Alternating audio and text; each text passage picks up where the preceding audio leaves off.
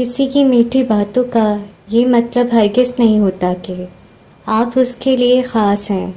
بعض اوقات کبوتر کو کھلانے کے لیے نہیں بلکہ پکڑنے کے لیے بھی دانہ ڈالا جاتا ہے۔ سن لیا ہم نے فیصلہ تیرا اور سن کر اداس ہو بیٹھے، ذہن چپ چاپ آنکھ خالی، جیسے ہم کائنات کھو بیٹھے۔ جب تم تھک جاؤ تو کچھ دیر اللہ کے سامنے رو لیا کرو، مشکلوں کا وزن کم ہو جائے گا۔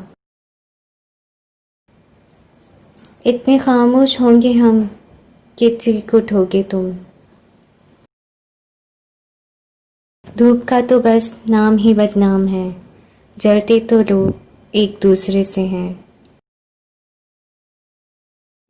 آئینہ جب اٹھایا کرو، پہلے دیکھا کرو پھر دکھایا کرو۔